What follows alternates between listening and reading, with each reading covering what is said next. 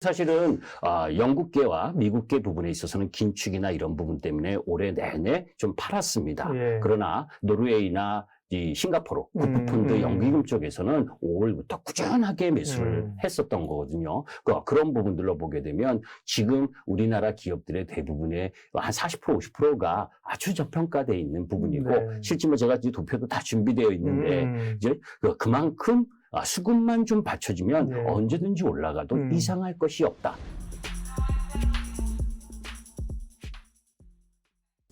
그러면 지금 시장을 지금 파트에서 시장을 바라보는 걸 먼저 뷰를 정립할 건데요.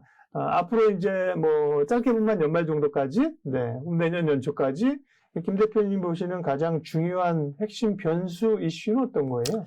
자, 이제 우리가 잭슨홀 미팅에서 파월 연준 의장이 경기가 다소 침체되더라도 경기가 훼손되더라도 인플레이션을 잡는 게 목적이 있다라고 강력하게 이야기를 했잖아요. 그리고 나서부터는 연준 위원들이 전부 다 나팔수가 됐습니다. 말 맞춘 듯이. 전부 다 매파 맞아요. 이야기만 했죠. 근데 지난 10월 21일, 지난주 금요일이죠, 미국 그럴 수 시장에서. 있잖아요. 어떻게 다 기억하세요? 그건 이제 내용들 그만큼 치열하게. 지수도 뭐 며칠날 몇 포인트 이런 거 얘기하시면 깜짝깜짝 놀라. 와, 일부러 외우는 건 아니죠. 일부러 외우는 건 아닙니다. 사람 이름은 잘 못 외웁니다.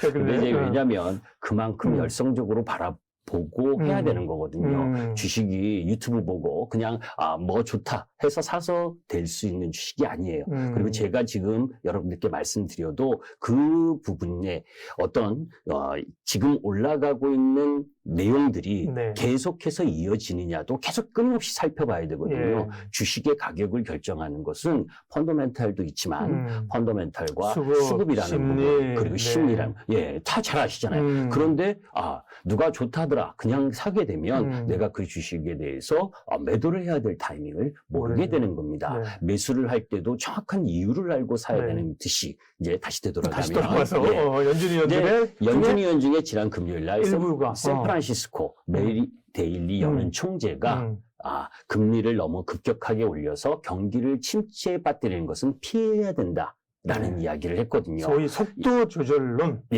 보통 중도파로 분리되는 분인데, 이분이 투표권도 있고요. FOMC 회의에서 이제 거기에서 단초를 제공을 했습니다. 그러면서 미국 시장이 2% 급반등을 했었죠. 지난주 금요일 날. 그래서 이제 잘 올라가다가 이제 실적 발표, 빅테크들 실적 발표 속에서 마이크로소프트와 그리고 알파벳, 구글이 실적이 안 좋게 나오면서 또 어제 시간에서 이 메타가 페이스북 메타 이름들 다 바꿔서 그래요. 페이스북도 메타로 지주사 이름들을 다 알파벳 바꿔가지고 헷갈려. 그래서 시간에서 18.89%까지 떨어졌었거든요.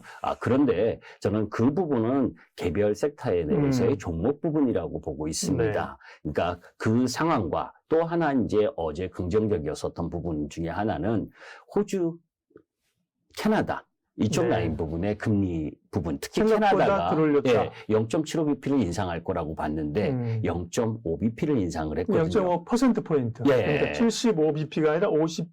50bp를 인상을 했습니다. 75bp를 예상을 했는데 50bp를 인상을 했다. 그러면 이제 같은 미국 그 권이잖아요. 그죠? 그런 부분에서 이런 암묵의 흐름들이 전개되는 것 아니냐라고 하는 부분, 이런 부분들이 뭐 이제 속단해서 11월 8일 중간선거를 앞두고 움직이는 거 아니냐 정도인데, 그러면 어떻습니까? 왜냐하면 지금의 저점 부분이 돌아서서 나오는 흐름이 전개가 되는 상황을 우리가 수급으로 봐야 되잖아요. 그죠? 9월 29일부터 외국인들이 꾸준하게 매수가 들어왔어요. 그죠? 저점이 만들고 나서. 그런데 개인들은 계속해서 지쳐 있기 때문에 매도를 했고, 신용잔고도 23조에서 지금 16조 내외입니다. 그죠? 어제 오늘 개인들만 주구장창 또 매도했잖아요. 그죠? 그런데 이제 이렇게 이야기를 하면 또 우리 개인 투자가분들은 주식 부분에 있어서 또 낙폭과대를 잘못 들어가면, 그죠? 항상 스토리가 그래. 그죠? 제가 항상 카카오 네이버 하지 마시라고 작년부터 이야기를 했었는데, 많이 떨어졌다라고 잠깐 10%, 15% 먹으러 들어가는 거거든요. 그런데 개인 투자가 열심히 해도 쉽지가 않은데 열심히 하지는 않은 가운데에서 많이 떨어졌다고 들어가면 다시 저점을 깰 때 매도를 하지 않습니다. 왜냐하면 인식 자체가 많이 떨어졌다고 샀기 때문에 더 떨어지면 돈 빌려서 또 살 생각을 하지 매도를 할 생각을 하질 않아요. 그래서 시장은 항상 주도 섹터를 보셔야 되는 부분이고 네. 또 하나 이제 시진핑 관련 이야기도 우리가 해야 되죠. 네. 예, 왜 이 이야기를 하게 되냐면 정치적인 이야기라고 생각하시면 안 돼요. 시진핑이 지금 그 이전에 리커창 국무총리가 있었잖아요. 리커창 네, 국무총리가 나름대로의 경제 흐름들을 잘 컨트롤을 했었었는데 네. 이번에 리창이라고 상해 시장이 됐습니다. 네. 그 상해 시장은 이 상해에 코로나 몇 명 나왔다고 이제 전면 봉쇄하고 네. 난리쳤었던 부분이거든요. 오히려 좌천을 당해야 됐더니 네. 승진을 했어. 그러니까 이제 지금 중국 쪽에서 보게 되면 정치적 불확실성도 완전 시진핑계로 채워져 있고 네. 그런 가운데에서 이 독재 흐름 부분이 진행되면 그 시진핑이 내세우고 있는 게 공동부유. 한마디로 이야기하면 공산당의 이념이 뭡니까? 네, 함께 잘 살다 함께 못 살자. 함께 잘 살자가 아니고 공산당은 함께 못 살자잖아요. 평등하게 못 살자. 잘 살자지. 어쨌든. 뭐 말로는 네. 함께 잘 살자지만 네. 함께 못 살자가 맞습니다. 그죠? 평등하죠. 같이 못 사니까. 네, 네. 그러니까 빅테크를 규제하게 되고 제로 코로나를 지속할 가능성이 높고 네. 거기에서 미국과 중국의 관계 악화. 그러면서 중국의 공급망을 빼가는 부분. 그죠? 미국이 계속 그렇죠. 빼지 않습니까? 네, 그렇죠. 그러면 중국은 뭐예요? 자급자족밖에 안 되는 거거든요. 그래서 계속해서 중국 관련 주식을 하지 마시라고 그 이전에도 말씀을 드렸는데 지금도 변함없습니다. 네. 반등은 좀 들어올 거지만 그런데 여기서 그 얘기를 하려고 하는 것이 아니라 중국이 특히 홍콩 시장에서 외국인들의 자금 이탈이 일어나잖아요. 이머징 마켓이지 네. 않습니까? 그러면 지금 대만도 IT, 반도체 경기 때문에 비실비실한 상황. 그러면 상대적으로 대만이나 중국이나 이 부분으로 봤을 때 빠진 자금이 상대적 안정성을 담보할 수 있는 데는 대한민국이죠.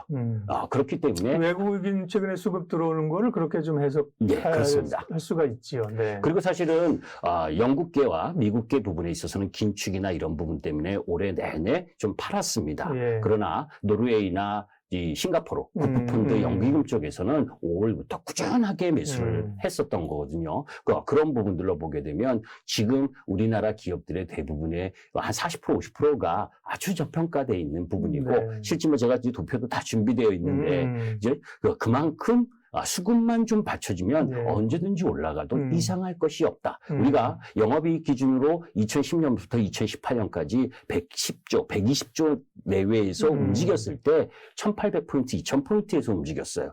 그런데 지금 올해 예상, 가이던스가 내려오긴 하고 있지만 240조. 그죠? 거의 2배가량 올라 있는 상태거든요. 그러니까 예전에 892포인트를 생각을 해서 2000포인트를 깨고 더 내려간다.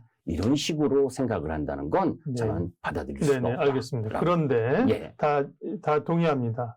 세상은 끝날 것 같지만 끝나지 않고 주식시장은 망할 것 같지만 망하지 않고 살아나와서 장기 성장하잖아요.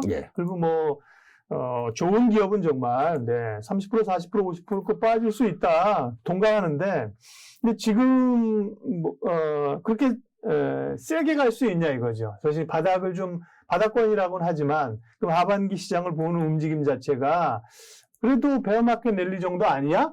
이렇게 생각할 수 있는데 어떻게 보세요, 그러면? 시장 정리해 주세요. 제가 이제 그걸 말씀을 드리기 전에 종목을 한번 보도록 하겠습니다. 왜냐하면 종목 차트를 한번 보도록 하죠. 이 월봉입니다. 포스코 캐피칼의 월봉입니다. 자, 우여곡절이 있지만 신고가를 경신했죠. 그리고 LG 에너지 솔루션도 지금 돌아 나오고 있습니다. 자, 그런데 카카오를 봅니다. 월봉을 보게 되면 17만 원에서 4만 8천 원. 거기다가 중국 쪽 라인 부분에 화장품이 대표적이잖아요. 그죠? 아모레, 퍼시픽, LG 생활건강 한번 보세요.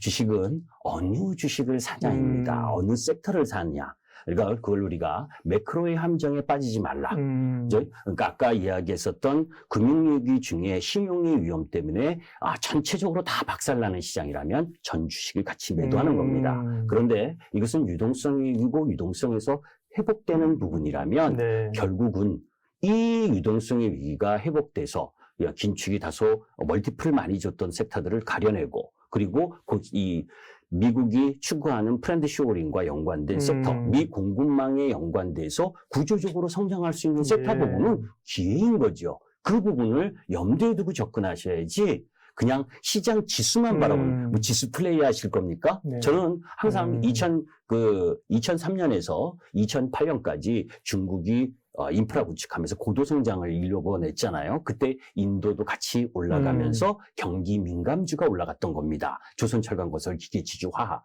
그죠? 그때 화려하게 갔잖아요. 그리고 나서 그러면 중국하고 인도가 계속해서 고성장을 구사할 수 없으면 대안이 있어야 되지 않습니까? 어느 나라가 있나요? 없잖아요. 그죠? 그러니까 경기 민감주는 세게 올라갈 수 있는 게 아닙니다. 그러면 이제 반문하실 거예요. 이제 작년에 많이 올랐잖아요. 그때는 유동성이 확 풀어지면서 급작스러운 유동성에 의해서 조선철강건설기계 이런 쪽도 같이 올라온 거지 경기가 앞으로 막 좋아질 것이다. 예. 저는 그렇게 보지 않습니다. 네. 우문에 현답을 하셨습니다. 제가 근데 오르는 건 좋은데 제한적인 거 아니에요? 그렇게 말씀드렸는데 매크로만 보면 투자 못한다. 사실 그죠? 예. 네.